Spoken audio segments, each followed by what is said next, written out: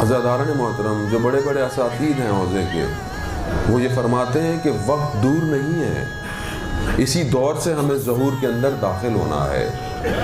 اور یہ جو سب آپ پریکٹس کرتے آ رہے ہیں، یہ معجزہ الہی سے کم نہیں ہے جو آپ پیدل چل کر آئے ہیں وہاں سے یہاں تک۔ آپ تصور نہیں کر سکتے، آپ اپنی زندگی میں آدھا کلومیٹر 1 کلومیٹر بھی اکیلے نہیں چل سکتے، مگر آپ درد کی حالت میں، آپ کے پاؤں میں چھالے پڑ گئے، کسی کو تکلیف ہے، کسی کو کمر کی درد ہے، اور آپ نے دیکھا ہوگا کتنے ضعیف لوگ ہاتھوں میں سٹک لے کر بھی چلتے آ رہے ہیں، بچے بھی چلتے آ رہے ہیں۔ کیوں ہے؟ کیونکہ امام حسین علیہ السلام نے دلوں کو کھینچ لیا ہے۔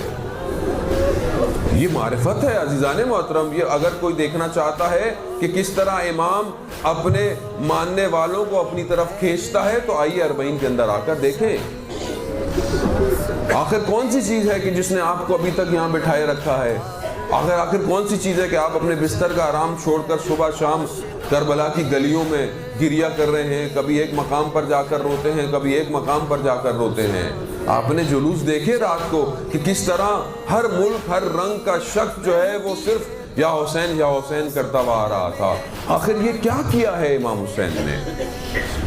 کہ میرے رسول خدا نے فرمایا تھا کہ امام حسین ایسی چیز ہے کہ جو مومنین کے قلوب کے اندر، ان کے بدن میں خونوں کی حرارت کو پیدا کر دے۔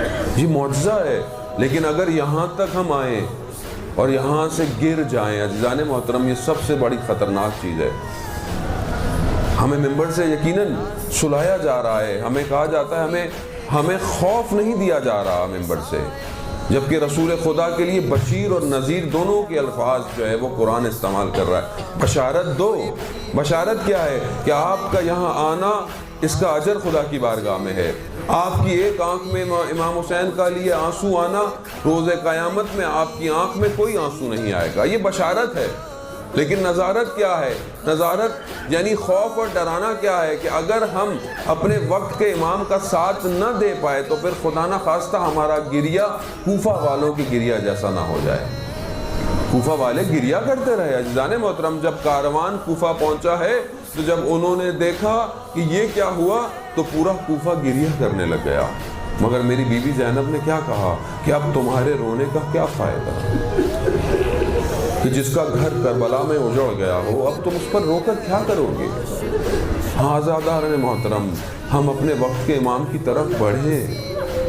ایک عالم دین کہتے ہیں کہ میں پہلے اس بات کو کئی دفعہ بیان کرتے تھے، میں ہمیشہ مجلس امام زمانہ کے لیے پڑھتا تھا، اور میں نے پڑھا کہ جو لوگ بیٹھے ہوئے تھے، میں نے ان سے ایک بات پوچھی کہ آپ نے اگر گھر کے اندر کبھی کچھ پالا ہو، کوئی جانور، کوئی پرندے، کوئی مرغیاں پالی ہوئی ہوں، اور آپ اپنے گھر کے صحن میں آئیں اور آپ کو وہ نظر نہ آئے تو آپ کیا کریں گے؟ لوگوں نے کہا ہم دروازے پہ جائیں گے، کہا اگر دروازے پہ بھی نہ ملے، کہا ہم گلی کے کونے تک جائیں گے، کہا گلی کے کونے پہ بھی نہ ملے، کہا بازار تک چلے جائیں گے، کہا وہ جو آپ نے مرغیاں پالی ہیں ان کی قیمت کتنی ہے، کتنی قیمت ہے، اور آپ اس کے لیے اتنے پریشان ہیں۔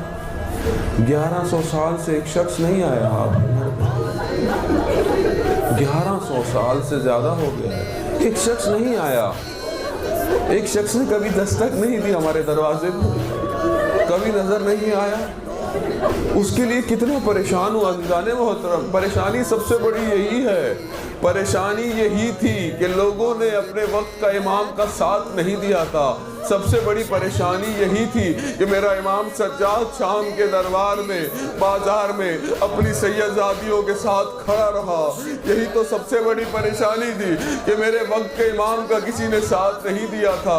آزاداران محترم، ایک صحابی کہتا ہے کہ میں گیا ہوا تھا، جیسے ہی دمشق کے شام میں داخل ہوا، میں نے دیکھا لوگ رنگ برنگے کپڑے پہنے ہوئے ہیں، لوگ ایک حالت میں ہیں، کوئی عید کا سما لگ رہا ہے۔ میں سمجھا مسلمانوں نے کافر کافروں پر کوئی کامیابی حاصل کر لی ہے، لیکن جیسے ہی میں قریب گیا میں نے بازار میں کیا دیکھا، کچھ سرنیزوں پر تھے۔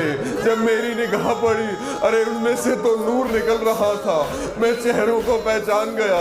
میں آگے بڑھا، میں نے دیکھا ارے وقت کا امام ہاتھ میں ہتھکڑیاں ہے، گلوں میں توق ہے، ایک عجیب سی حالت میں کھڑا ہے۔ میں نے کہا مولا یہ کیا ہو گیا؟ کہا اس نے کچھ نہیں کہا، میرے مولا کہتے ہیں سلمان اگر کچھ تمہارے پاس درم دینار ہے تو ان نیزے والوں کو دے دو تاکہ نیزوں کو آگے لے جائے، تاکہ لوگوں کی نگاہیں ہماری سادات پر نہ پڑے۔ اجرکم اللہ۔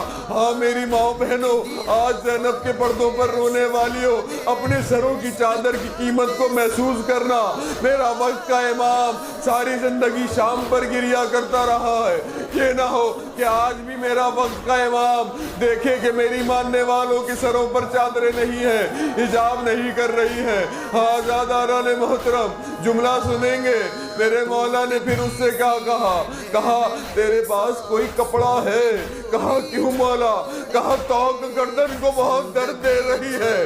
آزاداران محترم، ارے کن ظالم تھے کہ کس طرح انہوں نے جکڑا ہوا تھا، کس طرح بیویوں کو، کس طرح بچوں کے گردنوں کے اندر رسیاں تھی کہ کوئی سجدے کی حالت سے اگر اٹھنا چاہتا تھا، کوئی رکوع کی حالت سے اٹھنا چاہتا تھا تو بچے زمین سے بلند ہوتے جاتے تھے۔ ارے اتنی سختیاں میرے اہل بیت جھیلتے رہے، شام کے دربار میں آئے، شام کی مصیبتیں آپ نے سنی۔ آزاداران محترم یہ کاروان پلٹا ہے، مصائب آپ نے سنے۔ بس میں آپ کو چند منٹوں کی ذہنم، کیونکہ نماز ظہر کا وقت آ گیا ہے، اسی نماز کے پیچھے میرے مولا نے اپنے سر کو قربان کیا ہے۔ ہمیں افسوس ہوتا ہے کہ کبھی عزاداری مجلس ہوتی ہے، لوگ نماز کا احترام نہیں کرتے۔ آزاداران محترم یہ نماز تھی تو عزاداری تھی، اگر یہ عزاداری ہے تو نماز ہے، کبھی دونوں میں آپس میں اختلاف مت کیجئے گا۔ ایک جملہ سنیے گا، یہ کاروان لٹا ہوا جب پہنچا ہے، نہ جانے ایک ایک کاروان پر شاید کوئی ماں اپنے بیٹے کو پرسہ دیتی ہوگی، کوئی قاسم کی قبر کو ڈھونڈ رہی ہے، کوئی علی اکبر کی ڈھونڈ رہی ہے، کوئی کس کو ڈھونڈ رہا ہے۔ ایسے میں میری بی بی زینب نے ایک طرف چلنا شروع کیا۔ کہاں جا رہے ہیں؟ ارے کہا میرا ایک بھائی ہے جو نہر کے کنارے پر ہے، ارے وہ دور ہے۔ نہ جانے بی بی زینب نے عباس کے اس پر جا کر کیا کہا ہوگا؟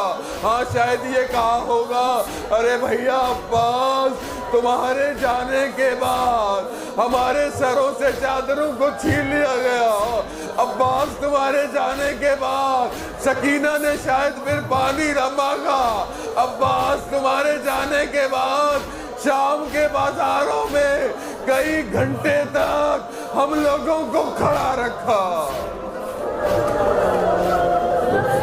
لعنت اللہ علی القوم الظالمین وسیعلم الذین ظلموا أی منقلب ینقلبون۔